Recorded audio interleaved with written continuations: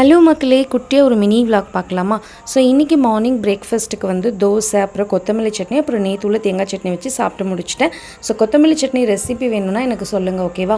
அப்புறம் இது என்ன அப்படி சொல்லி பார்த்தோன்னா, இது வந்து பேபிகார்ன். அது வந்து ஃபஸ்ட்டு வந்து ஃப்ரை பண்ணி எடுத்துகிட்டு அதுக்கப்புறம் வந்து ஒரு மசாலா ஒன்று ரெடி பண்ணி பேபிகார்ன் பெப்பர் ரோஸ்ட் அப்படின்னு சொல்லி நானே பேர் வச்சு அந்த மாதிரி ஒரு ரெசிபி பண்ணிட்டேன். ஆனால் நல்லா தான் இருந்தது. உங்களுக்கு ரெசிபி வேணால் இதுவும் எனக்கு சொல்லணும், சரியா? அப்புறம் இன்றைக்கி எங்கள் ஊரில் வந்து மழை பெஞ்சதா, ஸோ இந்த வெதருக்கு வந்து சிம்பிளாக ஒரு கம்ஃபர்ட் மீல் அப்படின்னா என்ன, அரிசியும் பருப்பு சாதம் ஞாபகம் வந்துச்சு.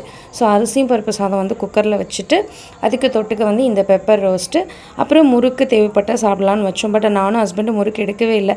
இந்த இது வச்சு நாங்கள் சாப்பிட்டுட்டோம். ரொம்ப சூப்பராகவே லன்ச் வந்து இன்னைக்கு கம்ப்ளீட் ஆகிடுச்சு. அப்புறம் இந்த ஊர் நாஸ்டேத்துக்கு வந்ததுலேருந்து நான் வந்து தோசை மாவு வந்து அரைச்சதே இல்லை, கடையிலேயே வாங்கிட்டே இருந்தேன். ஏன்னா என்கிட்ட கிரைண்டர் இல்லை. பட் ஆனால் கோயம்புத்தூரில் இருக்கும்போது மிக்சிலேயாவது அரைப்பேன். இங்கே வந்து அதுவும் பண்ணலை. சரி, ஓகே, இனிமேல் நம்ம மாவு அரைச்சி பழகிக்கலாம் அப்படின்னு சொல்லிட்டு இன்றைக்கி மாவு அரைச்சிட்டேன்.